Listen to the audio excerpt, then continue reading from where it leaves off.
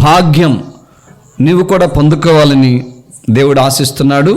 చూడండి, ఒక స్త్రీని ప్రభువు ఎలా మరి యోగ్యమైన విధానంలో కాపాడాడు. యోహాను సువార్త 8వ అధ్యాయం చూద్దాం. యోహాను సువార్త 8వ అధ్యాయం. ఆమె పేరు లేదు, ఆమె ఊరేంటో పూర్తిగా అడ్రస్ తెలియదు, ఆమె భర్త ఉన్నాడో లేదో తెలియదు, మరి తల్లి ఎవరో తండ్రి ఎవరో తెలియదు. తెలిసిన అట్లాంటి అలాంటి ఆమె అడ్రస్ లేని ఆమెను చూడండి ఎంత అద్భుతంగా దేవుడు కాపాడినాడు, తన జీవితం ఎలా మార్చినాడు చూద్దాం. ఈ యోహాను సువార్తలో 8వ అధ్యాయంలో నేను చదువుతుంటాను, గమనించండి దయచేసి.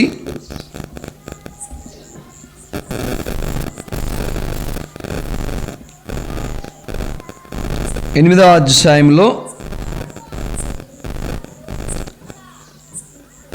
3వ వచనం దగ్గర నుంచి చదువుతాను, వినండి. శాస్త్రులను పరిసయ్యులను వ్యభిచారమందు పట్టబడిన ఒక స్త్రీని తోడుకొని వచ్చి ఆమెను మధ్య నిలవబెట్టారు. శాస్త్రులు పరిసయ్యులు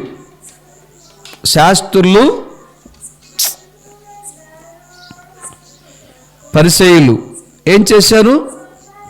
వ్యభిచారమందు పట్టబడి ఉన్నటువంటి స్త్రీని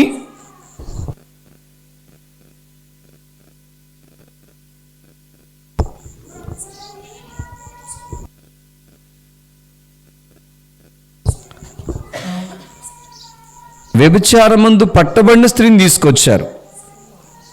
ఎవరి దగ్గర తీసుకొచ్చారు? యేసుక్రీస్తు ప్రభువారి దగ్గర తీసుకొచ్చారు. వాళ్ళు ఏం చేయలేకపోయారు ఆమెను, అంటే ఆమెను బ్రతుకు మార్చలేకపోయారు.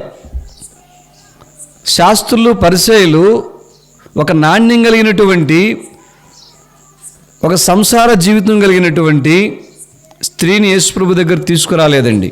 గమనించండి, వారు శాస్త్రులు పరిసయ్యులు అంటే వేదాలు తెలిసిన వాళ్ళు, శాస్త్రం తెలిసిన వాళ్ళే, పండితులు వాళ్ళు, ధర్మశాస్త్రం ఎరిగిన వారే. కానీ ఎన్ని ఎరిగినా కానీ ఒక మనిషి యొక్క వ్యభిచార జీవితాన్ని మార్చలేనటువంటి జీవితాలు వాళ్ళవి. వాళ్ళు మానవులే, ఆ వ్యభిచారి అనేది కూడా మానవులాలి. ఆమె కూడా యేసుప్రభు దగ్గర తీసుకొచ్చారు, నిలబెట్టారు. ఇప్పుడు యేసుప్రభు వారితో మాట్లాడుతున్నారు. వాళ్ళు ఏమని మాట్లాడుతున్నారంటే, అట్టి వారిని, ఇలాంటి వారిని రాళ్ళు రువ్వి చంపవలనని ధర్మశాస్త్రంలో మోషే మనకు ఆజ్ఞాపించును కదా, అయినను నీవేమి చెప్పుచున్నావని ఆయన అడిగిరి. అది వాళ్ళు వేసిన ప్రశ్న. వాళ్ళకి తెలిసింది చెప్పి ప్రశ్న వేశారు.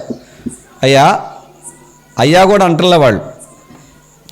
వ్యభిచారమందు పట్టబడిన స్త్రీని ఏం చేస్తారు?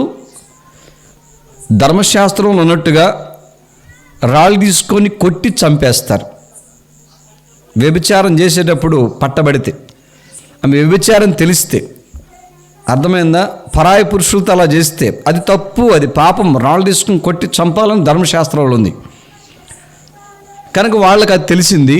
యేసుక్రీస్తు ప్రభువారి దగ్గర తీసుకొచ్చి, మరి నువ్వేం చేస్తావు చెప్పు, నువ్వేం చెప్దాం అనుకున్నావు చెప్పు అని అన్నప్పుడు వారి మాటకు దేవుడు కొంత మౌనం దాల్చాడు. వారు మాట్లాడుతున్నప్పుడు మాట్లాడలేదు. ఆ శాస్త్రులు పరిసయ్యులు మాటతో మాట కలపలేదు.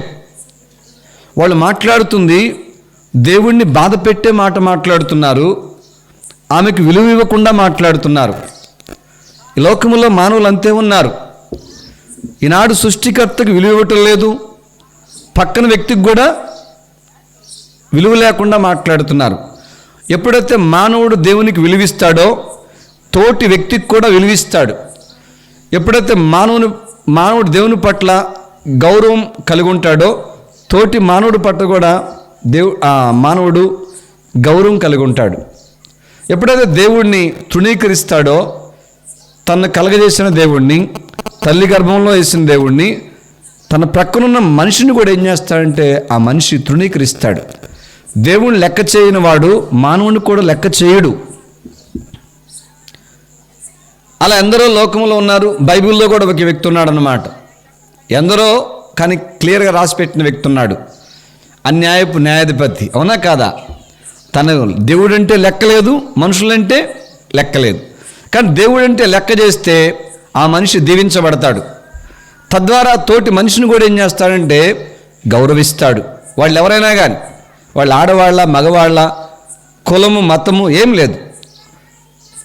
కనుక ఈ వ్యక్తులు దేవుడి మీద గౌరవ భావం లేకుండా చెప్పు నువ్వేం చేస్తావు, నువ్వైతే ఏం చేస్తావు అని ఆమెను బాధ పెట్టారు, దేవుణ్ణి బాధ పెట్టారు. ఈ లోకం అంతే, దేవుణ్ణి బాధ పెట్టే పనులు చేస్తున్నారు, మాట్లాడుతున్నారు. తోటి వారిని బాధ పెట్టే మాటలు అంటున్నారు, పనులు కూడా చేస్తున్నారు. ఈనాడు కాదు ఏనాడైనా అలానే జరిగిపోతుంది. కానీ అలా జరగకూడదని దేవుడి రాత్రి వేళ మాట్లాడుతున్నాడు. ఇంతకీ విషయం ఏంటంటే ఆ స్త్రీ దేవుడి దగ్గర తీసుకురాబడింది. ఏ స్త్రీ అంటే పాపాత్మురాలని స్త్రీ, అంటే వ్యభిచారమంతో పట్టబడిన స్త్రీ. అప్పుడు యేసుప్రభువు వారు మౌనం ఉన్నాడు. వాళ్ళ మాటతో మాట కలపలేదు కదా. మళ్ళా అడుగుతున్నారు, రెట్టిస్తున్నారు. ఏంటి చెప్పు. ఆయన నేల మీద ఏమో వ్రాయిచున్నాడు. వీళ్ళు మాట్లాడుతుంటే అర్థమవుతుందా? అంటే పట్టి పట్టినట్లేడు. వాళ్ళు ఎందుకు వచ్చారో, ఆమె ఎలాంటిదో, వాళ్ళు ఏం మాట్లాడుతున్నారో, ఆమె ఆ పరిస్థితులు ఎలా ఉందో అన్నీ తెలుసు దేవుడికి. హృదయాంతరంగా నెరిగినవాడు దేవుడు. చూడండి, ఆయన ఏదో రాస్తున్నాడు నేల మీద. మళ్ళా రెట్టించి అడుగుతున్నారు, చెప్పు చెప్పు. ఈమె వ్యభిచారం ఉందో పట్టబడింది, రాళ్ళు తీసుకుని కొట్టాలని చూస్తే ధర్మశాస్త్రంలో ఉంది, న్యాయ గ్రంథంలో ఉంది, నువ్వేం చేస్తావు చెప్పన్నారు. కానీ యేసుప్రభువు వారు సరే అట్లనా, ఇక వాళ్ళు మళ్ళా అడుగుతున్నారని ఒక్కసారి తలెత్తి చూసి వ్రాసేవాడు మళ్ళా ఆగి మళ్ళా తలెత్తి అంటున్నాడు. చక్కని మాట మాట్లాడాడు. ఏమన్నాడు తెలుసా? యేసుప్రభువు వారు ఆమెను రక్షించిన మాట మాట్లాడాడు, ఆమె బ్రతుకును మార్చే మాట మాట్లాడాడు. ప్రపంచంలో ఈయన మాట్లాడే మాట యేసుప్రభువు వారు ఎవరు మాట్లాడలేరు. ఆమె జీవితమే బాగయ్యే మాట మాట్లాడాడు. చూడండి ఏమన్నాడు యేసుప్రభువు వారు తెలుసా? చాలామంది వచ్చారు, పెద్దలు వచ్చారు, చిన్నలు వచ్చారు, రాళ్ళు పుచ్చుకొని కొట్టడానికి రెడీగా ఉన్నారు. అప్పుడు యేసుప్రభువు వారు అన్నారు, యోహాను సువార్త 8వ అధ్యాయంలో ఆయన అన్నాడు, 7వ వచనం, యోహాను సువార్త 8:7లో, వారాయనను పట్టు వదలక అడుగుచుండగా యేసుప్రభువు వారు కనులెత్తి చూచి శాంతంగా చూస్తాడు. యేసుప్రభువు వారు గలాటాగా చూడడు, గొడవగా చూడడు, ప్రశాంతంగా నిర్మలంగా నిబ్బరంగా చూస్తాడనమాట. చూసి కనులెత్తి చూసి అంటున్నాడు, మీలో పాపము లేనివాడు మొట్టమొదట ఆమె మీద రాయి వేయవచ్చునని చెప్పేశాడు. అది ఏమన్నాడు? ఆమె మీద రాళ్ళు వేసి కొట్టి చంపాలంటున్నారు కదా, వ్యభిచారం చేసేవారిని చిక్కితే. సరే, మీ ధర్మశాస్త్రంలో ఏది ఉన్నదో అది చెయ్యండి, నేను కాదనను. కాకపోతే చేసే ముందు ఒక మాట చెప్తున్నాను వినండి అని యేసుప్రభువు వారు ఏం చెప్పాడంటే, మీలో పాపము చేయనివాడు, మీలో పాపము లేనివాడు మొట్టమొదట రాయి వేయమన్నాడు. చూసారా? అప్పుడు ఏం జరిగిందో తెలుసా? 8వ వచనంలో, మరల వంగి నేల మీద వ్రాయిచుండెను. 9వ వచనం, వారు ఆ మాట విని, మేం పాపం చేయకపోతే రాయి వేయొచ్చా, మేం పాపం చేయకపోతే రాయి వేయొచ్చా? ఇదే వాళ్ళ గుండెలు తొలుస్తుంది, వాళ్ళ పాపం తొలుస్తుంది. ఆయన మాట్లాడిన మాటకు వాళ్ళ పాపం బయటపడుతుంది. ఎప్పుడైతే పాపము మీలో ఉందా లేదా అనే ఒక తర్జన భర్జన పడే ఒక మాట చెప్పేశాడు యేసుప్రభువు వారు. వారిని కొట్టలేదు, తిట్టలేదు, ఆమె మీద రాయేస్తానంటున్నారు, రాళ్ళు వేస్తానంటున్నారు. అసలు మీలో పాపం ఉందో లేదో చూసుకోండి అన్నట్లుగా పాపం లేని వాళ్ళు రాయేమంటే ఎవరికి వారు ఏం చేశారంటే చూసుకుంటున్నారు. ఇప్పుడు ఆమెకు రాయేసే సంగతి తర్వాత, రాళ్లే చంపే తర్వాత సంగతి వ్యభిచారం అందు పట్టబడిన స్త్రీకి చూసుకొని మొత్తం అందరూ ఏం చేశారంటే వచ్చిన ప్రతి ఒక్కరు పెద్దల మొదలు చిన్నల వరకు వారిలో పాపం ఉన్నట్టు కనిపెట్టేశారు. దేవుళ్ళలో పాపం ఉందని కనిపెట్టలేదు. వ్యభిచారం చేసే పాపమాత్మరాలైనటువంటి ఆ స్త్రీ గురించి పాపం సంగతి పక్కన పెట్టారు. ఇప్పుడు వాళ్ళ గురించి మొదలైంది వాళ్ళ జీవితంలో టెన్షన్. ప్రతి ఒక్కరూ ఆలోచించారు, ప్రతి ఒక్కరికి వారి జీవితం ఏంటో వాళ్ళు అర్థమైపోయారు. అప్పుడు ఏం చేశారు చూడండి, ఆ కొట్టానికి వచ్చిన వారు 9వ వచనం, వారు ఆ మాట విని పెద్దవారు మొదలుకొని చిన్నవారి వరకు ఒకని వెంట ఒకడు బయటికి వెళ్ళిరి. యేసు ఒక్కడే మిగిలను. ఆ స్త్రీ మధ్య నిలవబడి ఉండెను. బతికిపోయింది. చూసారా, బతికిపోయింది. యేసు దగ్గరికి వస్తే బతికిపోతావు. నువ్వెవరైనా కానీ, ఏ పాపం చేసినా కానీ, ఎంత ఘోర పాపమైనా కానీ. అర్థమవుతుందా? నేను భర్త అన్నా, భార్య అన్నా, పిల్లలన్నా, అమ్మా నాన్నన్నా, అన్నదమ్ములన్నా, అక్కజిల్లన్నా, తోడుకోళ్ళన్నా, అత్తన్నా, మామన్నా, కోడలన్నా, కొడుకన్నా, బావమర్దన్నా, ఈయంకుడన్నా, షడుగుడన్నా, ఎవరు ఏమన్నా నీలో తప్పు చూపించి నువ్వు ఇంటిలో నుంచి పో, నీతో పలకను, నీకు నాకు తెగదెంపులన్నా, యేసు దగ్గరికి రా, బతికిపోతావు. మానవుడు బ్రతుకు కోరుకోడు. కోపం వస్తే సావురా అంటారు. యేసు ప్రభు ఏమంటాడంటే ఎహెజ్కేలు 16:6 ఉంది, బ్రతుకుమని సెలవిచ్చాను అన్నాడు. బ్రతుకు బ్రతుకు బ్రతుకు. ఎవరన్నా పక్కన చూసి ఏంది యేసు ప్రభు పిచ్చోడా అందరిని బ్రతుకు అంటున్నాడంటే నువ్వు కూడా బ్రతుకు అంటాడు. ఇంకొక వ్యక్తి వచ్చి మరి ఎర్రా అంటే నువ్వు కూడా బ్రతుకు అంటాడు. అర్థమైందా? యేసు ప్రభు మీద కళ్ళు ఉరితే ఎవరన్నా వచ్చి దూరం నుంచి గుడ్లురిమి పళ్ళు పటపట కొరికి నేలకు మడత పెడితే యేసు ప్రభు అంటారు నువ్వు కూడా బ్రతుకు అంటాడు. ప్రతి ఒక్కరిని బ్రతకమని సెలవిస్తాడు. బ్రతుకు అని సెలవిచ్చినటువంటి వారు ప్రపంచంలో యేసు ప్రభు తప్ప ఎవరు లేరు. యేసు ప్రభు దగ్గరికి వచ్చింది, బతికిపోయింది ఆయన నోటి మాటను బట్టి. ఎలా చూడండి, ఒక్క విషయం అక్కడే ఉన్నది. ఒకసారి యోహాను సువార్త 8వ అధ్యాయంలో అప్పుడు యేసు ప్రభు వారు ప్రశ్న వేశాడు ఆ స్త్రీకి. ఆ 10వ వచనంలో యేసు తల ఎత్తి చూచి అంటున్నాడు, ఆ వ్యభిచారమందు పట్టబడిన స్త్రీని కొట్టడానికి వచ్చిన వాళ్ళని వెళ్ళిపోయారు. వాళ్ళ పాపాల వాళ్ళలో ఉన్నాయి, మేము కొట్టడానికి సరైన వాళ్ళం కాదు, మేము కొట్టడానికి అర్హులం కాదని వెళ్ళిపోయిన తర్వాత ఒక్కతే ఉంది. యేసు ప్రభు వారు అన్నారు ఆమెని చూసి, ఒసేయ్ అనలేదు. ఏమన్నాడు?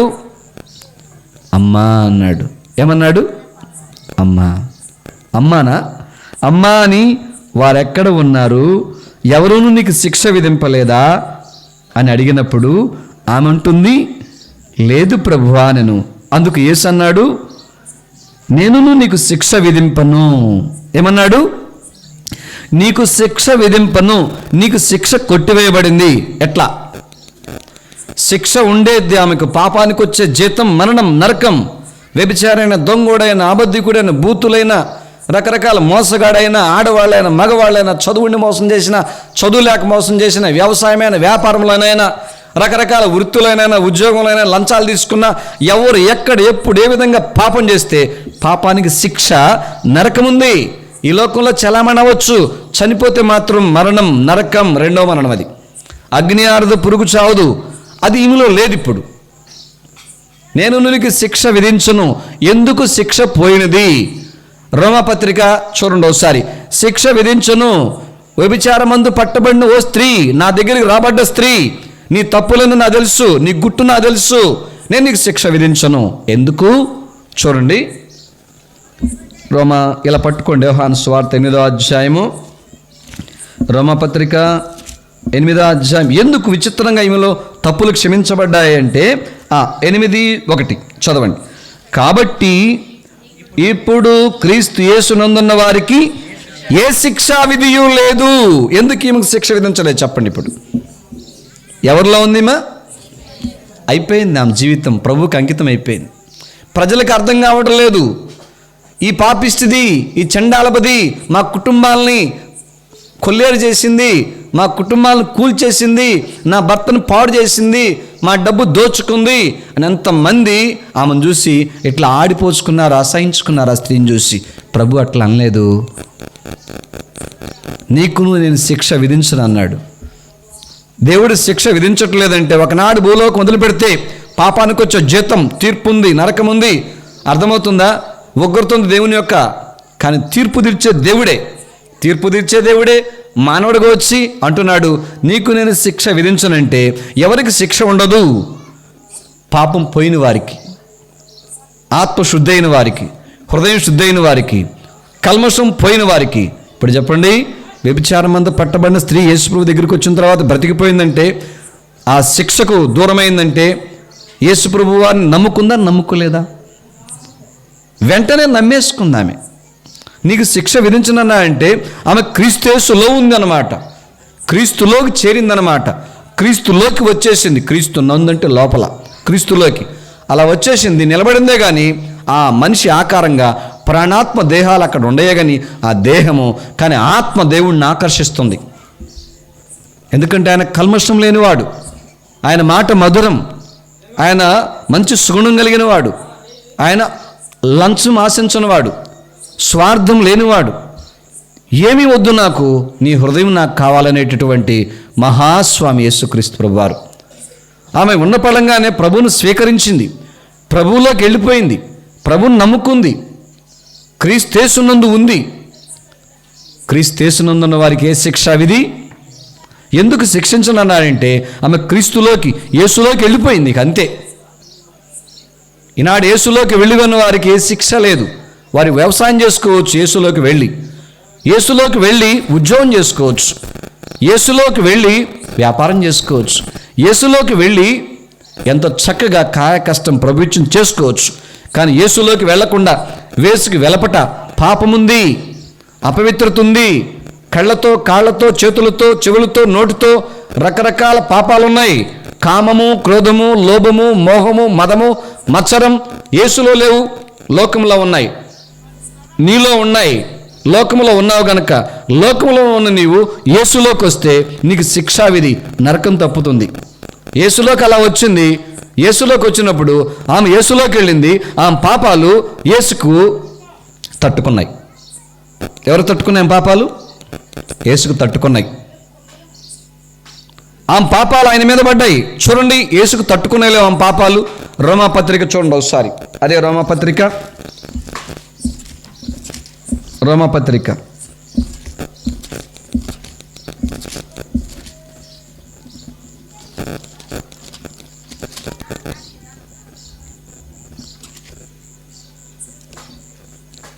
8వ అధ్యాయమే, రోమాపత్రిక 8వ అధ్యాయం 4వ వచనం నేను చదువుతాను, వినండి. పాప పరిహారము నిమిత్తము అంటే ఆ పాపాలు ఏమైనా చూడండి, ఇక్కడ పరిహారం అయిపోయినాయి, పటాపంచలు అయిపోయినాయి. పాపముతో ప్రభు దగ్గరికి వచ్చింది, ప్రభు లోపలికి వెళ్ళింది, అంటే ప్రభువు లోపలికి వెళ్ళిపోయింది.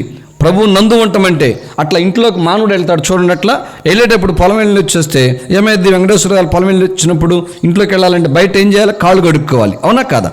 నీళ్ళతోటి. అట్లా ఈమె కూడా లోపలికి వెళ్తుంది యేసు ప్రభులోకి. అందుకే ఆమె శిక్ష లేదు, ఇక పాపానికి శిక్ష నేను వేయనన్నాడు, నరకం కూడా ఆమెకు లేదు.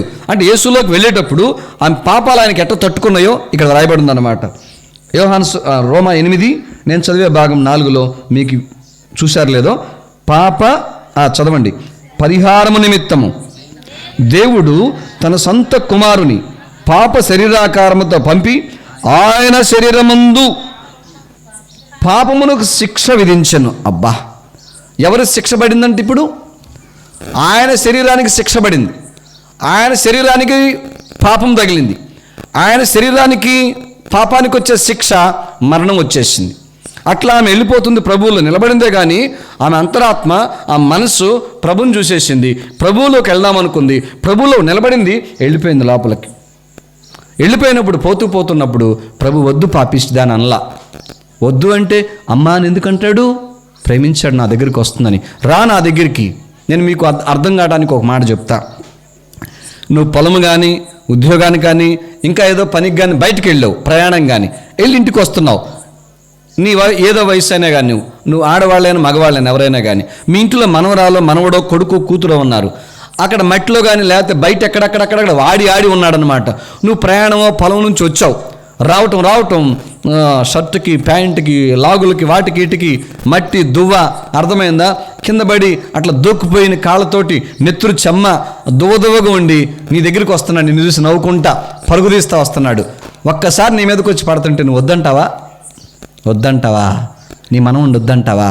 నీ కొడుకుని వద్దంటావా? నీ కూతుర్ని వద్దంటావా?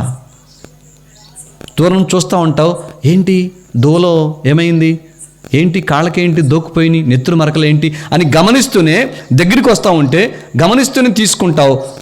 తీసుకుని ఏం చేస్తావంటే ఆ దువ్వ దులుపుతుంటుంటావు, ఎట్లు ఎదిలిస్తూ ఉంటావు. తర్వాత నెత్తురు చేత్తు ఎట్లా తిరుగుతుంటావు. ఎందుకు? నీ మనవడు, నీకు సంబంధించిన వాడు గనక, నీ దగ్గరికి వచ్చాడు గనక.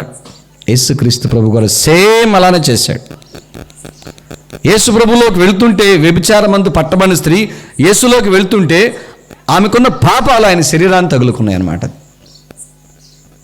ఎప్పుడైతే పాపం ఎవరికైతే తగులుకుంటుందో, ఆ పాపము ఎవరు తగులుకుంటుందో వాళ్ళకే శిక్ష. అది యేసుప్రభు వారి శిక్ష అనుభవించారు. అంటే ఆ పాపాలు ఎవరి మీద పడ్డాయి? యేసుప్రభులోకి వెళ్ళేటప్పుడు యేసుప్రభులోకి ఆమె అయితే వెళ్ళింది, కానీ ఆ పాపాలు మాత్రం ఆయన మీద పడ్డాయి. ఈనాడు నిలబడ్డ నేను కూడా అంతే. యేసుప్రభులోకి వెళ్ళిపోయి నేను కూడా, ఇది కులం కాదు, మతం కాదు, యేసునందు ఉన్నా, మీకు అర్థమవడానికి చెప్తున్నా. నేను యేసులోకి వెళ్ళిపోయాను, నా పాపం మాత్రం ఆయన లోపల వెళ్ళలేదు, ఆయన తగులుకుందనమాట. ఈనాడు ఎంతోమంది, ప్రభువా నువ్వు నాకు కావాలయ్యా, నువ్వు నాకు కావాలయ్యా, నువ్వు నాకు కావాలయ్యా, ఏసయ్యా ఏసయ్యా అని దగ్గరికి వస్తే తీసుకుంటున్నాడు ఆబగా, అట్లా కౌగులించుకుంటున్నాడు. వాళ్ళు యేసులోకి వెళ్ళిపోతున్నారు, వాళ్ళ పాపాలు మాత్రం యేసు మీద పడుతున్నాయి. అందుకే ఆకాశానికి భూమికి మధ్యలో వేలాడదీయబడి సిలువలో విర్రాడదీయబడ్డాడు యేసుప్రభు వారు.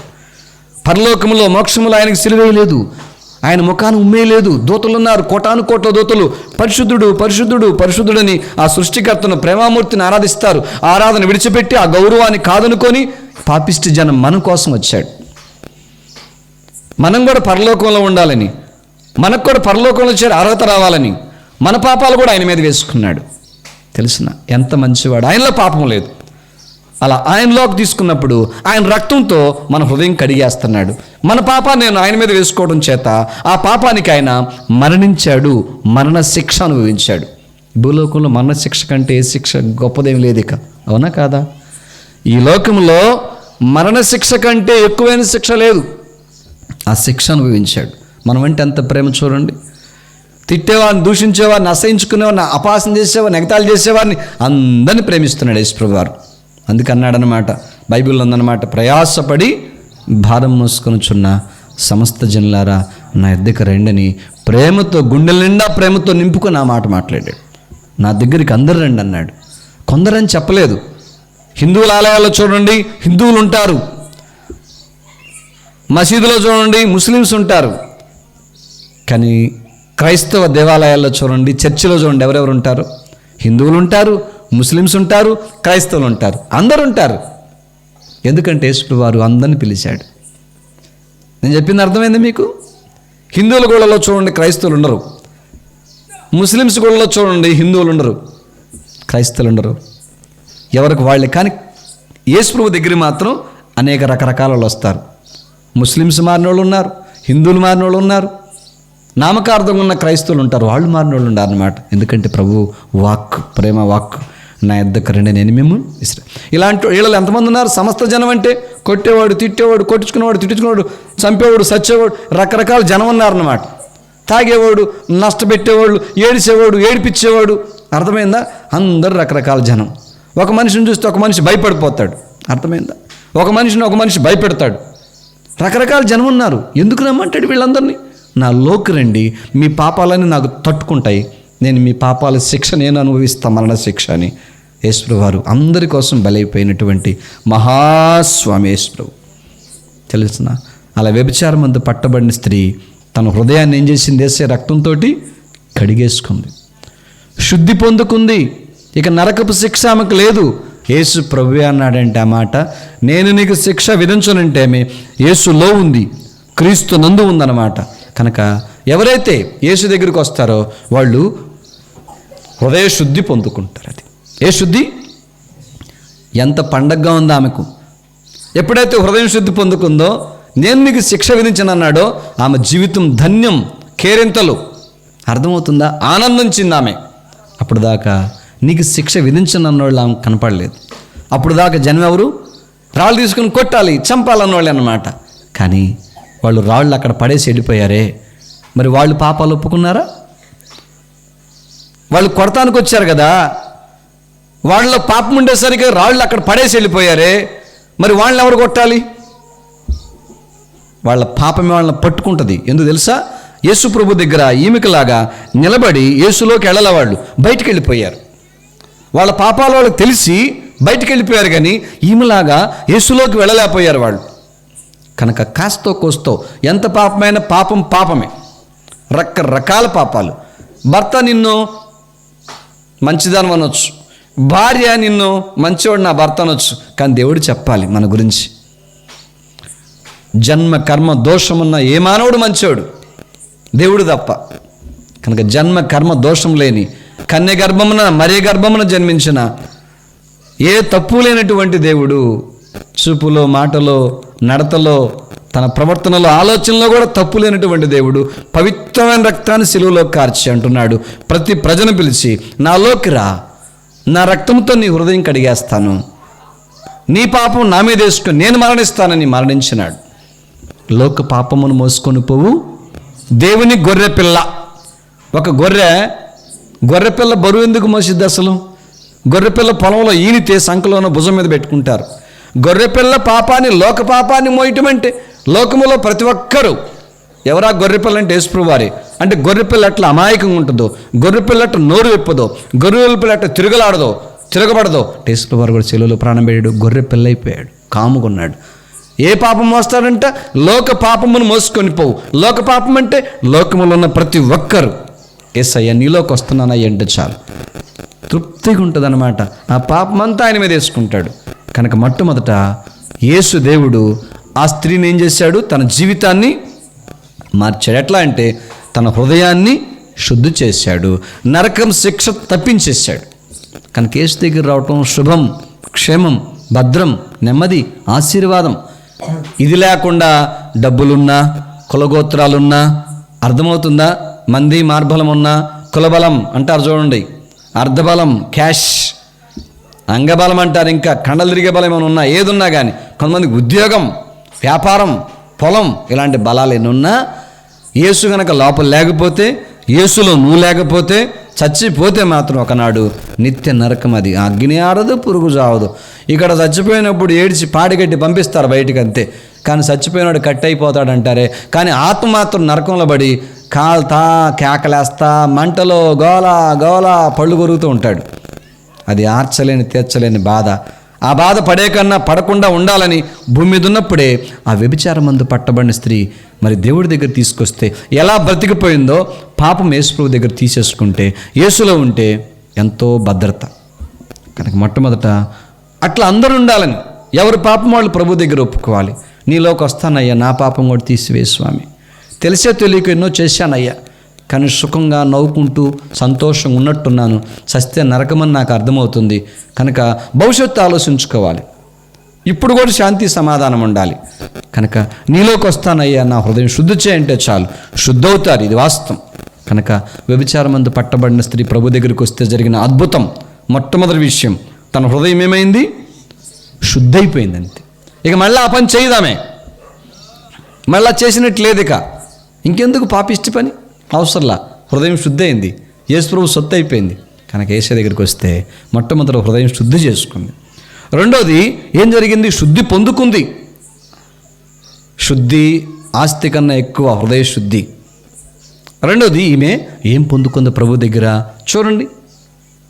అదే యోహాను సువార్త 8వ అధ్యాయంలో 10వ వచనం నేను చదువుతాను, వినండి. యేసు తల ఎత్తి చూచి, అందరు వెళ్ళిపోయారు, ఆ మొక్కతే ఉంది, అంటున్నాడు, అమ్మా వారెక్కడ ఉన్నారు? ఎవరు నీకు శిక్ష విధింపలేదా? అమ్మా అంటున్నాడు. అమ్మా అంటున్నప్పుడు తెలుసా, ఎప్పుడు ఎవరు పిలిచిన పిలుపు కాదు ఇది. ఒక పాట కూడా ఉంది. ఏం పాట? అమ్మా అని పిలిచావు ప్రభువా, అది ఎవ్వరు పిలువని పిలుపు. చూసారా? అమ్మా అని ఎవరు పిలవలేదు కాబోలు, భవిష్యామని ఎవరు పిలవలేదు. ఎందుకు పిలుస్తారు? వ్యభిచారం చేసేదాన్ని అమ్మ అని పిలుస్తారంటారా? ఒక మగ వ్యక్తి పిలవడు, ఒక ఆడ వ్యక్తి పిలవదు, ఒకటే పిలుస్తారు. ఆమె దగ్గర తీసుకొచ్చినప్పుడు కూడా పలాని ఎల్లమ్మ, పుల్లమ్మ, ఏరమ్మ అని పిలవలేదు. వ్యభిచారి, ఒకటే పేరు, తప్పుడుది. కనీసం వారు ఏం చేశారు? అమ్మ అన్నాడు. తెలిసిన అమ్మ అనే మాట ఆమెను ఎంతో ఓదారుస్తున్నది. ఎంతో ఓదార్చాడు యేసుప్రభు వారు ఆ మాటతో. ఎంత కళ్ళమటి నీళ్ళు తిరిగి ఉంటాయి ఆ మాటకి ఆమెకు. అయ్యో, యేసుప్రభు ఓదార్పుతో బంధించేస్తాడు మానవుణ్ణి. అర్థమైందా? ఓదార్చేవాడు రెండోది ఆయన. యేసుప్రభుని బట్టి ఓదార్పు పొందుకుందామె, అక్కడ ఓదార్చాడు. ఎవరికైనా కష్టాలు ఉంటాయి, ఎవరికైనా బాధలు ఉంటాయి.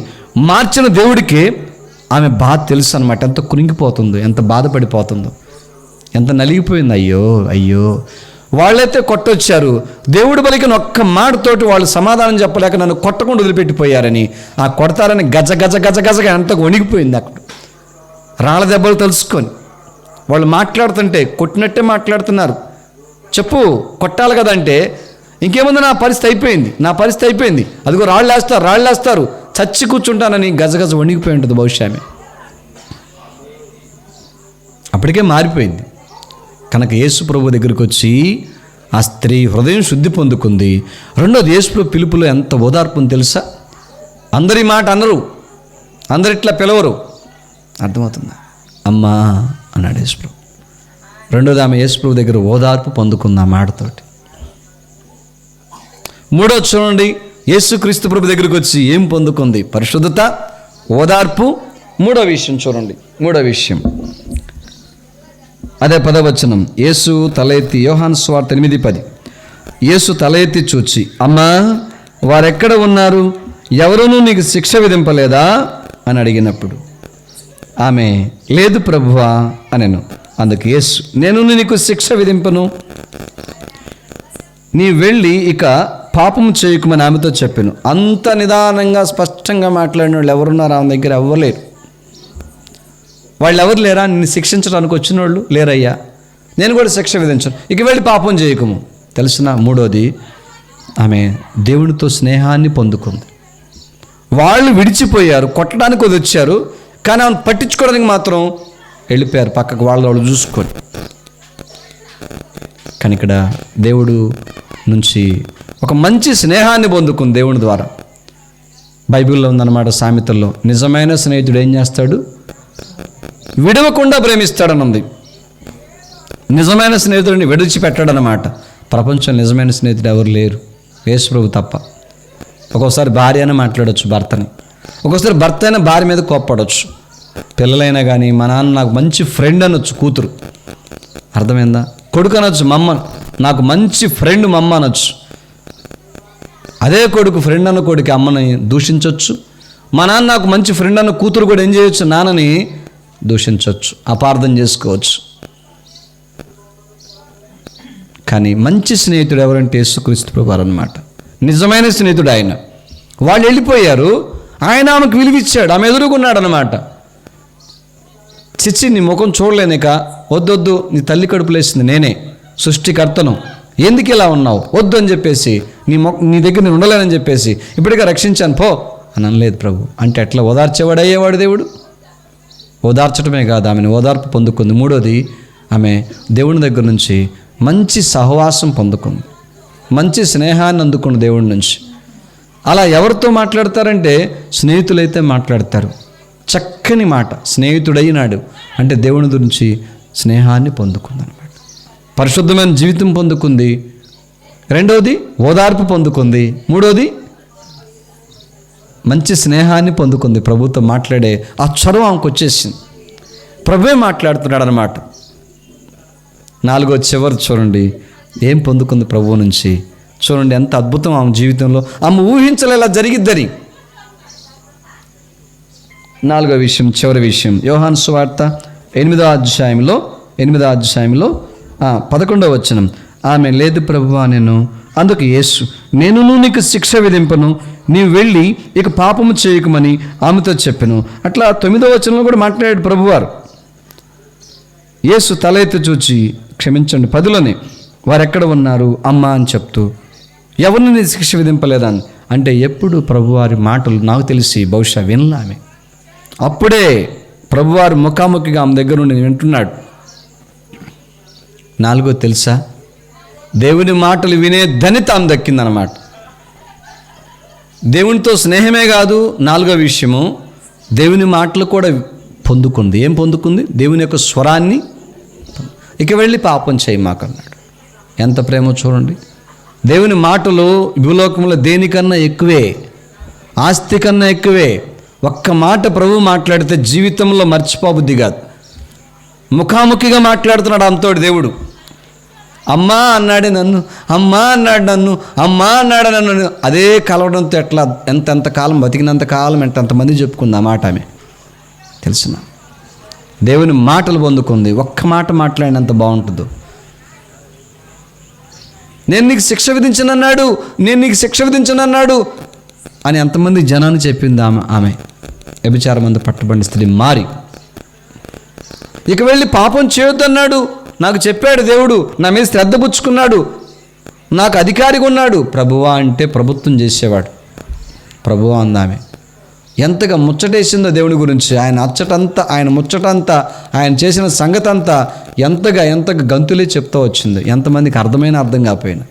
తెలిసిన నీతో ఎవరన్నా మాట్లాడితే ఇంకొకరు చెప్పవా, మీ ఊరు జగన్ వచ్చాడు ముఖ్యమంత్రి, అర్థమైందా, మీ ఇంటికి వచ్చాడు, వినేవాళ్ళ ఇంటికి.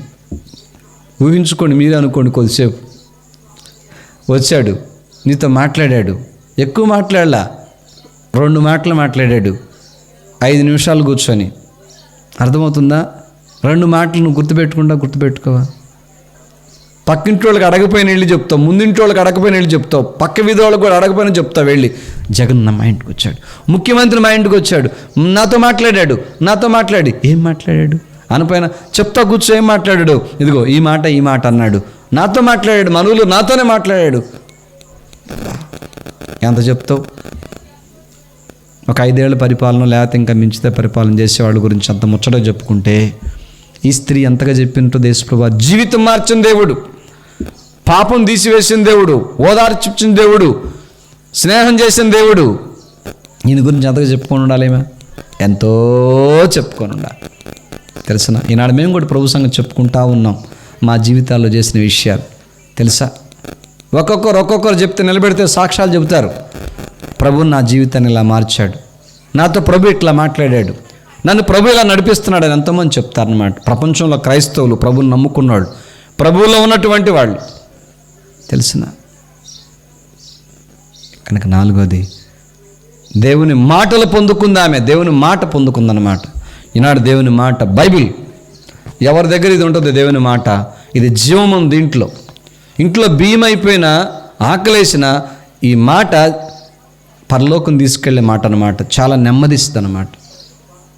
ఎప్పుడు ఈ మాట కరువు ఉండదు అన్నమాట. బియ్యం, ఒక బస్తా బియ్యం తలా కొంచెం మందికి ఇచ్చేస్తే అయిపోతాయి. అర్థమైందా? అదే ఈ మాటలు కనుక తలా కొంచెం చెప్తే అయిపోయాయి కాదు, ఇంకా పెరుగుతూ ఉంటాయి మాటలు. ఈ మాట మనిషిని మోసం చేయదు. మనిషి మాట అయినా మోసం ఉంది, కానీ దేవుడి మాట ఎప్పుడు మోసం చేయదు. దేవుని మాట ఆదరించిద్ది, దేవుని మాట నెమ్మదిచ్చిద్ది, దేవుని మాట దారి క్లియర్ చేసిద్ది. ఎంతమందో ప్రభు నాతో మాట్లాడి పని చేయొచ్చా చేయకూడదా నాయన, మరి ఈ మాట అనొచ్చా అనకూడదా, అక్కడికి వెళ్ళొచ్చా వెళ్ళకూడదా, ఎంతమంది అడిగి ప్రభు ద్వారా పొందుకున్న మాటలు బైబిల్లో ఎన్ని ఉండయో తెలిసిన. కనుక ఈ మాట కల్మషం లేని మాట, ఈ మాట ఉత్తేజపరిచే మాట, బైబిల్ మాట, దేవుని మాట. కనుక అట్ట మహాస్వామి మాట పొందుకుందేమే. అమ్మా, ఆ మాటకి ఎంత ధన్యమైపోయింది ఆ జీవితం. ఇంకా ఆమెతో మాట్లాడుతున్నాడు, స్నేహితుడైనాడు కనుక, స్నేహం పొందుకుంది కనుక ఆయన మాట పొందుకోకుండా ఎన్ని పొందుకున్న ఈ లోకంలో ఏం ఉపయోగం లేదు. అర్థమవుతుందా? ఒక ఇటీవల అంటే ఒక అమ్మాయి, చదువుకునే అమ్మాయి, నమ్మి బాప్టిజం పొందిన వాడు రక్షించబడు, నమ్మని వానికి శిక్ష. ఆ మాట పొందుకొని మారు మనసు పొందలేదు, రక్షించబడటానికి బాప్టిజం తీసుకుని తీర్మానంలో ఏమీ లేదు. ఆ అమ్మాయి వాళ్ళ నాన్న ధనికుడు, చదివిస్తున్నాడు, డబ్బు ఖర్చు పెడుతున్నాడు. పలాంచోడు సీట్ వస్తేనంట ఏం చెప్పిస్తారంట కూతురు చేత. ఆ కూతురు కూడా ఏం చెప్పిద్దంట, సీట్ వస్తే చదవటానికి సీట్ వస్తే ఏం చెప్పిద్దంట కూతురు, నేను సాక్ష్యం చెబుతానంటదంట. వాళ్ళ తల్లి అంది, మారు మనసు పొంది బాప్టిజం తీసుకున్న తల్లి. అమ్మ, అది గొప్ప విషయం కాదు, చూడు మంచి విశ్వాస ఆమె, మాకు పరిచయంలో ఉన్నవాళ్ళే, గతంలో వాళ్ళు డబ్బున్నోళ్ళే. అది గొప్ప సాక్ష్యం కాదమ్మా, అది కాదమ్మా. నువ్వు ప్రభువుని నమ్ముకో, నేను ప్రభువుని నమ్ముకుంటున్నానని, ప్రభు లెక్కలో ఉంటానని ప్రభు గురించి మాట్లాడు, అది సాక్ష్యం అని. తెలిసిన ఈ లోకంలో ఎన్నున్నా వేడి గురించి మాట్లాడినా అది గొప్ప సంగతులు కాదు, కానీ దేవుడు మాట కలిగి ఉండటం గొప్ప సంగతి. ప్రభు నాతో ఇలా మాట్లాడాడు, ఇలా చెప్తున్నాడు, ఇలా చేశారని వాళ్ళకి ఎంత ఆనందంగా, ఎంతో ధైర్యంగా, ఎంత సంతోషంగా ఉంటారని, బాధల్లో కష్టాల్లో కూడా. తెలిసిన ప్రభు మాట చాలా నెమ్మదిచ్చిద్ది, చాలా చాలా తృప్తినిచ్చిద్ది అన్నమాట దేవుని మాట. కనుక ఆమె ఎవరి మాట పొందుకుంది ఇప్పుడు? దేవుని మాట పొందుకో. ఆమె జీవితం వండర్ఫుల్ లైఫ్ అంటారు దాన్ని, తెలిసిన అద్భుతమైనటువంటి జీవితం ఆమెది. అది ప్రజలకు ఎంతమందికి అర్థమైందో ఈమెకు అర్థమైపోయింది. కనుక ప్రభు దగ్గర వ్యభిచారమందు పట్టబడిన స్త్రీ ఒక అద్భుతం ఆమె దగ్గర జరిగింది అంటే ఏంటంటే మనందరం చెప్పగలం. ఈరోజు కూర్చున్నావు, నీలో ఏం పొరపాటు ఉందో, నీలో ఏం తప్పు ఉందో, నేను మంచివాడిని మంచిదని అని అనుకోకూడదు. దేవుడే మన మంచి చెప్పాలి. మళ్ళీ మంచి లేనిదట చెప్తాడు, నా రక్తంలో నీ హృదయం కడగబడలేదు, నువ్వు జన్మలో కర్మలో పాపివి, నన్ను కొలవలేదు, నాలో నువ్వు లేవు, నాకు వెలపటున్నావు, మంచి అంటే అట్లా అంటాడు దేవుడు. ఈ లోక మంచి అంతా, ఈ లోక నీతి అంతా దేవునికి దూరం, దేవునికి ఎడం, అది నష్టం. ఒకనాడు ఈ లోకం వదిలిపెట్టాలి. ఆకాశం భూమి అన్నీ పంచభూతములు మిక్కటమైన వేండ్రముతో లయమైపోతాయి. పంచభూతములే పోతాయి. నువ్వెందుకుంటావు, నేను ఎందుకుంటావు, ఇక్కడ ఉండం. కానీ ఈ లోకంలో నుంచి మనం వెళ్ళిపోయేలోపు యేసులో ఉండాలి. కనుక ఏం జరిగింది? వ్యభిచారమందు పట్టబడిన స్త్రీని నీ తప్పు కూడా క్షమించడా? మా తప్పులు క్షమించిన దేవుడు నిన్ను కూడా కోరుకోడా? నిన్ను వద్దంటున్నాడా? ఇది కులానికి మతానికి సంబంధించింది కాదు. కొంతలో కనపడి అంతలో మాయమైపోయి ఆవిరి వంటిది మనిషి జీవితం. ఎప్పుడు ఈ లోకం వదిలిపెట్టాలో, ఎప్పుడు ఈ శ్వాస బయటికి ఆగిపోయి తెలియదు. శ్వాస ఉన్నప్పుడే, నోరుతో ఉన్నప్పుడే యేసుప్రభువు దేవుడని చనిపోయినాడు, రక్తం గార్చి సమాధి చేయబడినాడు, తిరిగి లేచినాడు. కనుక ఆ వ్యభిచారమందు పట్టబడిన స్త్రీ హృదయం శుద్ధి పొందుకుంది, ఓదార్పు పొందుకుంది, దేవుడి నుంచి ఓదార్పు పొందుకుంది, తర్వాత దేవుని స్నేహం పొందుకుంది, తర్వాత ఆయన మాట పొందుకుంది, ధన్యురాలైపోయింది. కనుక ఇట్లాంటి అనుభవం అందరికీ ఉండాలని దేవుడు కోరుతున్నాడు. మరి వెంకటేశ్వర గారి కుటుంబంలో, ఈ గ్రామస్తులకు, వెంకటేశ్వర గారి బంధువులకు, ఇంకెవరైతే ప్రభువుని మరి పొందుకున్న ఈ యొక్క భాగ్యతలు లేరో ఒకటే అడగండి, ప్రభువా నేను నీలోకి వస్తానయ్యా. ఇది మతం కాదు, కులం కాదు, నీ రక్తముతో నన్ను కడుగు నాయన. ఇంత మంచివాడివి నేను అడం చేసుకున్నాను, దూరంగా పెట్టుకున్నాను, ఏదేదో ప్రాకులాడుతున్నాను, మనశ్శాంతి లేదు నాకు. ఇది కోరు ముందు, రోగం తర్వాత, అప్పు తర్వాత. అర్థమైందా? హృదయం శాంతి ఉంటుంది. కనుక ఆమెలాగా ఉన్నప్పుడు వ్యభిచారమందు పట్టబడి స్త్రీకి జరిగిన ఆ అద్భుతకరమైనటువంటి ధన్యకార్యము నీలో కూడా ప్రభు చూడాలని కోరుతున్నాడు. కనుక ప్రభు యేసునందు విశ్వాసం ఉంచము, అప్పుడు నీవును నీ ఇంటి వారును రక్షణ పొందుతారు. మీ కొరకు మేము ప్రార్థన చేస్తాం.